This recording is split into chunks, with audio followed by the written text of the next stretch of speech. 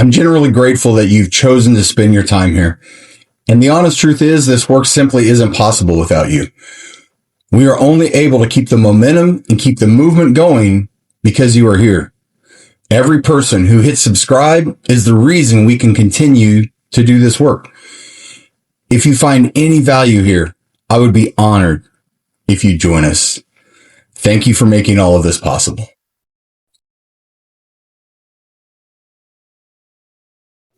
I used to think that my life was a straight line, but what I've learned is that we all have ecosystems within us. We all go through different seasons, and in every one of those seasons, a version of us is born. The thing is, these versions don't just disappear. They stay living inside of us. And when life gets heavy, or when we get hurt, we build protection mechanisms. We let our ego create a wall to keep us in a safe place. It's like a warm blanket of comfort, but that blanket is often riddled with fear and old pain. The ego wants to keep you in the world it already knows because the unknown is terrifying. It tells you to stay hidden in the familiar, even if that familiar is keeping you broken. But you aren't meant to just survive. Healing starts when you stop letting those protectors run the show. It's the moment you step into the room and show every part of you that it's time to move forward. You stop being the passenger to your own fear, and you become the engine. Welcome to This Tree and Me. I appreciate you being here. This is Season 2, Episode 3, The Warm Blanket of Fear. Now let's get into it. So let me tell you a little bit about what we're going to talk about today, kind of lay down a map, if you will. Like I said, life is seasons. We live it in seasons, if you will. And you can think of it as many parts as you want. You can break down the seasons any way you feel that you need or the way you find the parts within you. For me, I've broken it down by age. Not, some people say winter, spring, fall, summer kind of a thing. I go by age in the seasons. And we'll get into those a little bit more later. But every season creates a version of you. Every season, there is a different person that comes through a mask or that comes through life experiences that creates the mask. And, you get married. Well, let's say you get married. You become a different human being, right? You are now a father or a husband, a wife, a partner. You have children. That could be another version of you as well. You become the parent. So there's many different ways to look at this, and there's no right or wrong. It's what you find within yourself. And with each one of those versions, there is a protector that is born. Someone who is created out of the ego to protect that version of you. And whatever that version needs to feel safe and warm and comfortable in, right? Whether it's the little child of you that maybe got neglected or maybe didn't feel like I got enough love, or it's the teenager who didn't feel accepted in school or didn't belong. There's many different things, right? The parent who just, maybe you don't feel that you did the best job of parenting and that part of you needed protected. Whatever the version is, you'll find in the practices of all this. And the ego wants to use this warm blanket to cover each version, right? Whatever version of you at the time and the protector of the ego, they want you to stay in this familiar, safe place. They want to keep fears at the head of everything so you don't move, so you stay within those known fears. Because the unknown fears are scary. We know the fears we live in. We know the enemy that lives inside, right? So why would we risk something possibly worse? Is kind of what the ego and those protectors are trying to tell you and keep you from. And that pain, though, we all have it at some level, shape, or form. It's all within us. But our past is exactly the past. And it doesn't mean you forget it. It doesn't mean that it's diminishing it. It doesn't mean that it didn't happen. It doesn't mean that it still doesn't affect you and hurt you or touch you, or it can be positive as well, right? There's positive memories from the past that we want to hold on to. But none of that is you now. The version of you now is simply that, what you've become through all these different versions and where you're at in life. But the ego wants to use the past as a pass. The ego wants us to stay in that and say, hey, you're no good because you didn't, you failed this test. You were no good because, you weren't a great father. You were an alcoholic. You were, pick something. Whatever it is inside of you, you'll understand what it's trying to keep you within, because it's the known, it's familiar, it's warm and safe, because you've dealt with that pain for however long it is. It could be all the way back from a childhood trauma, right? I talk often about that. When I was 11 years old, you know it. So the ego keeps you within it because it's better to be in the known than the unknown. Unknown is scarier, right? That's the picture that it presents. But growth is earned. It's never owed. And that's why I go to the past cannot keep you stuck at where you are. Acknowledge it. Work on it. Heal from it. Forgive yourself, whether you did it or it was done unto you. Forgiveness is for yourself. There's no shortcuts. There's no side doors. And there's a lot of examples to that. And we'll go through a few of those. But I want to lay the ground map of kind of what we're going to talk about throughout this episode, and hopefully shed some light of things that I've went through that can maybe help you, and maybe that resonate with you and give you different ways to look at possibly healing or understanding of where you're at. It's not easy and it's not fun, but it's rewarding. It will bring you more joy than you can possibly imagine. But getting there is difficult. You earn it. So, all that said, I've been working on a lot of ego work for a few months now. Just really honing in, defining what my ego is, how it presents itself, figuring out there's different versions of it for different versions of me. From, little Rigo, Little Cory. We talk about him every now and then. And then teenage Rigo, right? We've talked about him. We talk about Cory himself, the dad, the father, the adult going through life. And then there's Coach. And Coach has went through a lot of different things. And Coach is learning how to repurpose himself, reinvent himself, find the true meaning of who he is as a coach. And that's who I am now.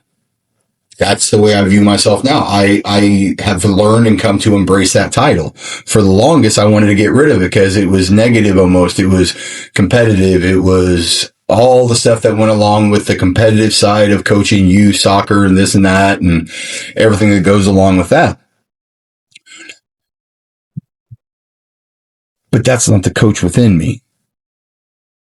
So throughout the seasons of my life, going from Little Cory to Rigo to Cory the adult to Coach Cory,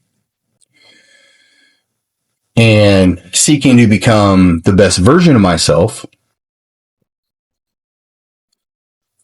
I've been working and focusing on that in my morning meditations and my morning prayers. And a few days ago, and it's been a while since I've had a good I don't know why I'm crying, but I'm stinking crying. And it was in the middle of one of those, and there was a song, and it's All the Love in the World. And it just broke me down. And I needed that cry. I needed to get whatever pain and suffering at that moment was keeping me stuck out. And what it ended up coming to is all the versions of me and their protectors. Each one of those versions I talk about has a protector. And I've mentioned them in past episodes or past writings that are out there. You know, Steve protects Little Cory. The Mullet protects Riggo. Big Boy protects Cory. And right now, all of them are working together to protect me and Coach Cory, if you will. But they all came together that morning. And I had a deep conversation with all of them, like a coach would. And I sat there and talked to them and said, hey, it's time we come together. It's time we work through all this together. We all live these experiences, no matter what version we are, all the way up to me now. We all have those memories. We are all built from the very beginning to the current. So how do we work this together? How do we find our roles? How do we heal together? And I just had a great coach talk with him. And it was very enlightening. It was very awakening. Did we come to a perfect agreement? Not necessarily, right? They're still fighting with each other a little bit of who's hurt more, who has the most damage, who needs the most protecting. And that's where I come in now in doing the work every day and being Coach Cory and leading all them. All right. Who's struggling right now at this moment? What can I do for you? How can I help you heal? And building those relationships with each one of them to bring them to a central point to say, look, we can help each other. We're not separate. We're not compartmentalized. We are one human being and we are one spirit and one energy. So we have to come together in this. We cannot continue fighting ourselves. We are all in this pain together. So how do we break the ego's patterns? How do we do this together? How do we get ourselves to understand that familiar pain is not where we want to live?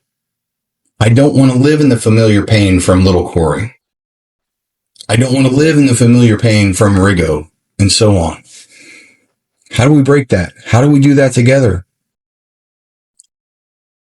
And for the longest time, I'd always thought I had to start when I was young, and then I moved to the next one and moved to the next one. And sometimes it works that way. But what I found lately, and through all of this, is I just need to listen to who's talking at that moment. Who's speaking at that moment? Who's hurting at that moment? And the more that I've been doing that, the more that I've also started recognizing that now they're starting to speak together sometimes. Like now it's not just one version of me that is being the loudest. There's a couple of them saying, hey man, we both heard from this event. This is why I heard. This is why I heard. And having that conversation with them is incredible. And the growth of it has really helped me understand myself a lot better. Because you cannot get through pain and healing until you start understanding yourself. And again, it's not about dismissing or forgetting. There's things that happen in my life I will never, ever be able to forget, ever. And that's okay. But I'm working to forgive that situation. I'm working to forgive those people. I'm working to forgive myself if I was the culprit. It's not easy, but it's needed. And it's not needed for them. I need it. Little Cory needs to know he's okay. He did nothing wrong. We forgive him. We forgive the actions. People, all of us are hurt in some way, and we all hurt others until we deal with those pains in our ways. And I've said it many times in the past, angry, controlling, right? That was my defense mechanisms. I would get angry if I couldn't control it. And I'd try to make it fit into my familiar pain. And that's how I reacted when I felt attacked or shamed or less than or not worthy. Whatever that situation was, that's how I reacted. And there's a lot that goes along with that. But what I found through all this work that I've been doing and studying, and you'll find yourself. You'll find the light inside of you. Once you start poking around enough and listening and asking those questions, I talk about listen, allow, follow a lot. You have to allow yourself and the parts within you and their protectors the space to feel safe, to speak to you. And you need to listen truly and honestly with an open heart and be like, okay. And understand that that's a part of you. So now you're practicing self-love, self-care. You're giving yourself more love, grace, and compassion through this. And that is some of the most healing work that I have found. And we all have these internal teams. We all have this ecosystem within us. We all have versions of ourselves that throughout our life have been brought forward. And each one of those has an ego attached to it. And an ego that's built to protect that version of you. And that ego traps us. That ego traps that version. But at some point, you've got to stop waiting for a pass, a shortcut, a side door. Trauma does not skip the work. Pain and suffering does not skip the work. And I was so grateful the other day on one of my posts, there was a gentleman who asked a very hard question, a very courageous question. Well, what about a pass on childhood abuse? And I understand that. And I hear him. It doesn't, again, to not diminish it, it's not going to go away. There's things that happen to you unfairly, undeserving, that will never leave you. But you can get past them. You can get by them. And it takes a lot of work. And sometimes it gets frustrating to wait to do the work and think, man, I've been doing this work for so long. When? When do I feel that? When does that release come? And honestly, there's no true answer to that. There's no magic potion. That's the shortcut thing. It'll happen when you're ready for it to happen. It's teaching you lessons until it feels that you don't need that anymore. And it takes work from you and that part of you and that part of your ego. And it's not easy.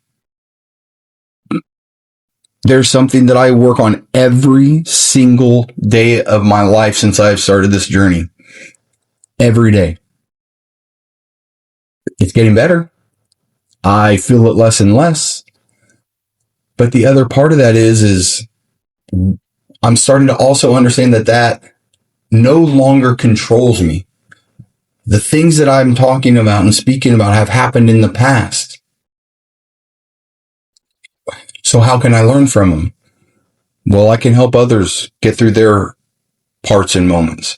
I can help others understand and show them there is a path out.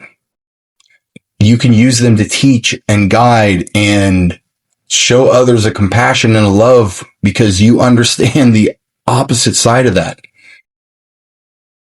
And that's not easy, and that is not fun at times. But the reward you'll get is so beautiful on the other side.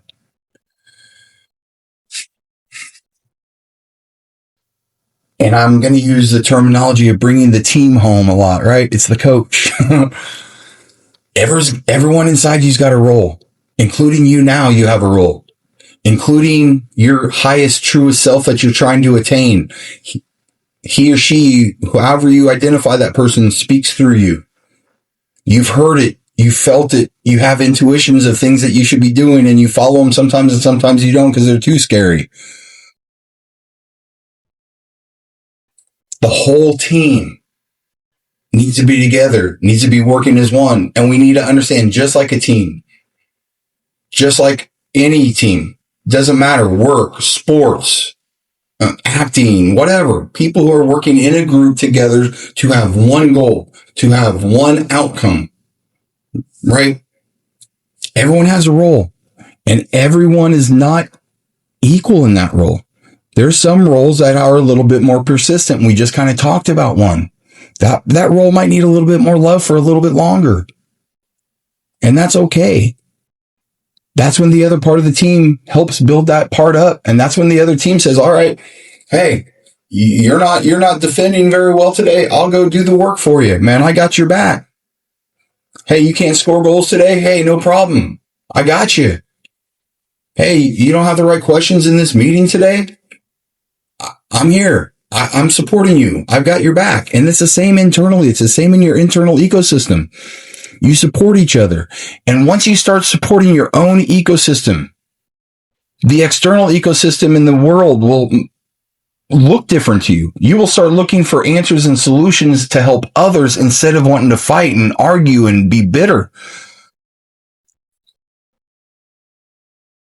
And I'm never going to say it's easy. I will always go back to that because I need everyone to understand it sucks sometimes. It's hard and it hurts. But once you start turning that corner, and once you start seeing that green pasture, and once you start seeing that light, and once you start seeing the tip of the mountain, you won't want to stop. And you can't stop. And that's the other part. Don't get discouraged. Don't quit trying to find the answers within you. The answers are always within you. The answers are never, ever outside of you. There is nothing external. There is no prayer. There is no magic pill. There is no surgery. And a lot of this stuff, weight control, because again, I've faced this my whole life. Drugs, plant medicine is another great example that a lot of people resonate with. I am all for getting healthy. And I was a big boy for many years. And I've tried all kinds of trick diets and all kinds of this and all kinds of that.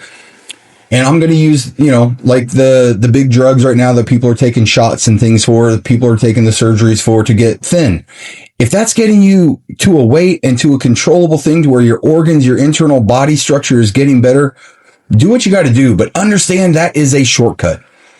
Understand that is not a long-term healing of why you are first in that situation. And also understand there are some genetic things to this, all this, when it comes to your body.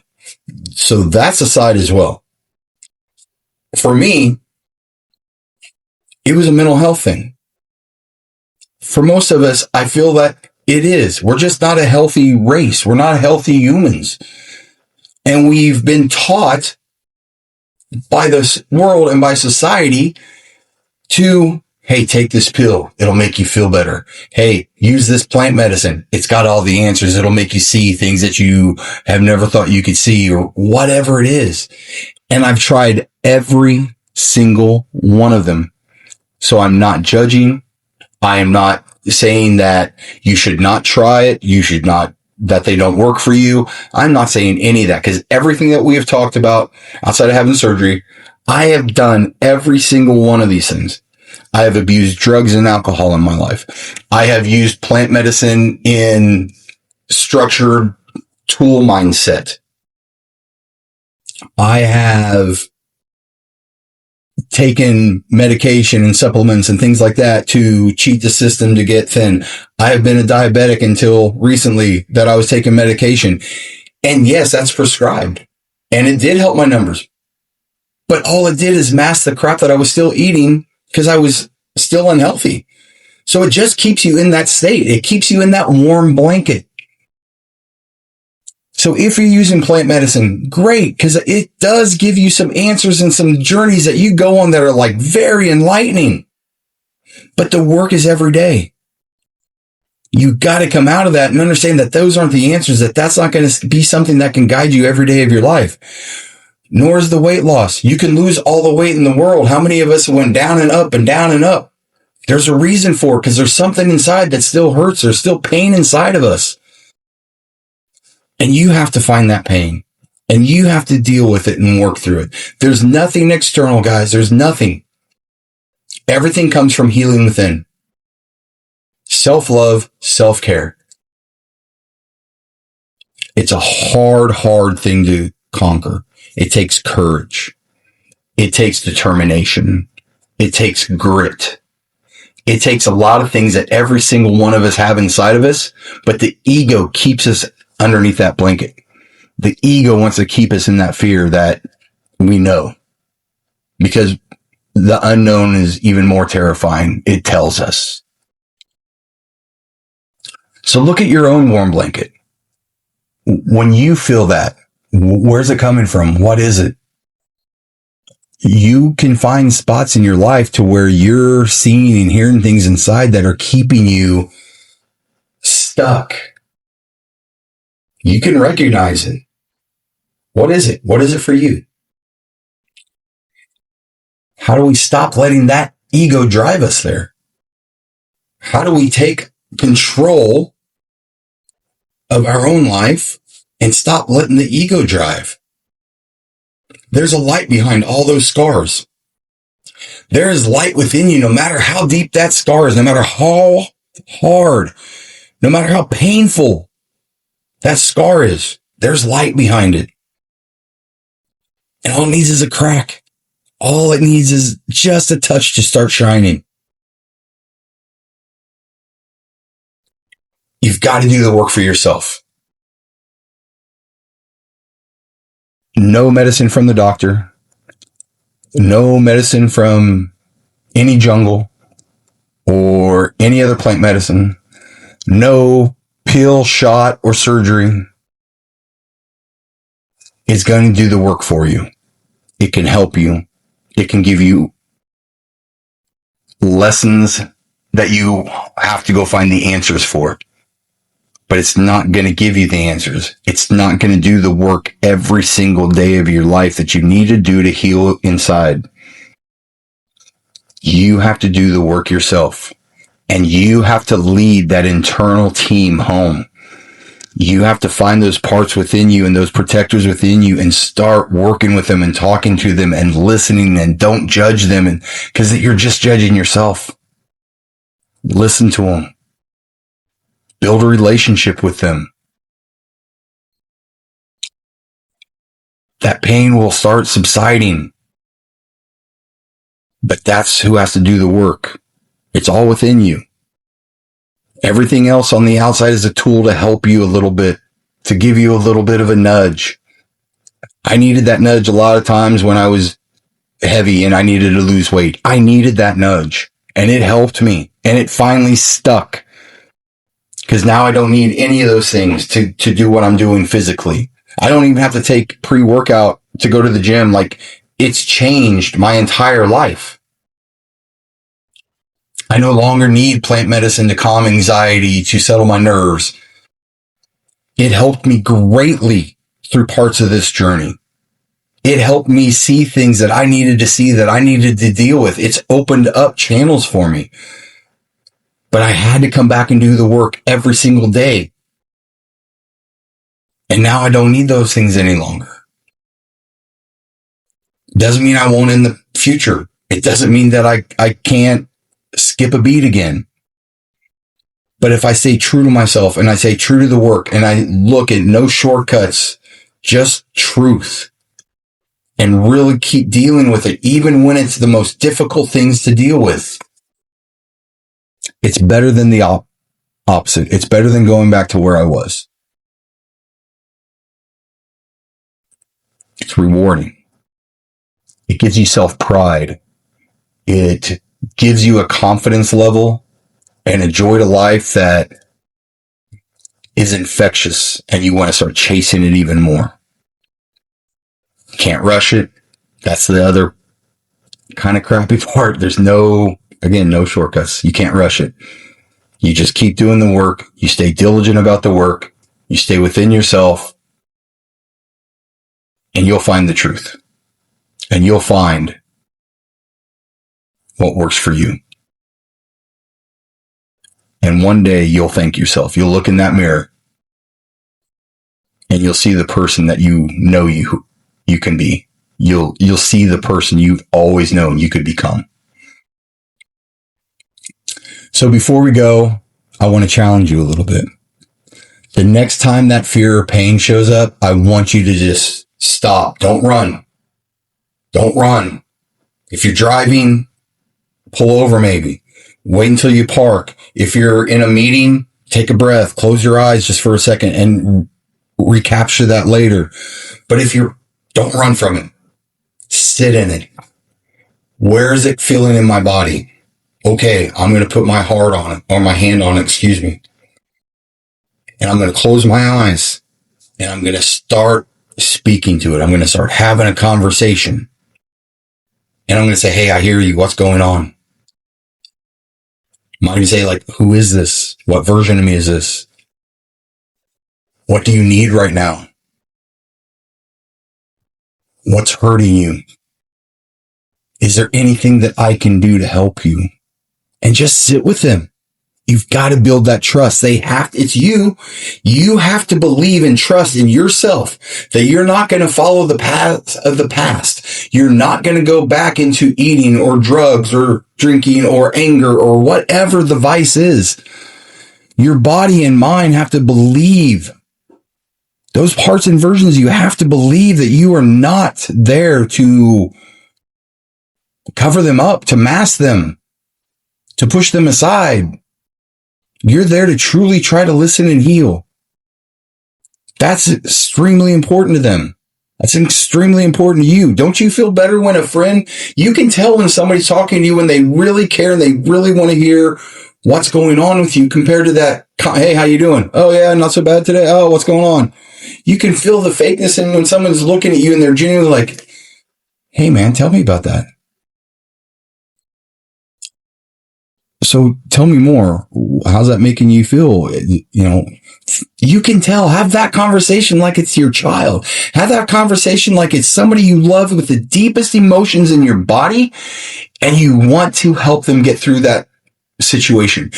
Because it's a lot easier to help others than it is ourselves. It's a lot easier to see others and give them love, grace, and compassion than it is ourselves. Find that. Build that trust. And once they know that you're listening, and this may take a day, 2 days, weeks, months, years,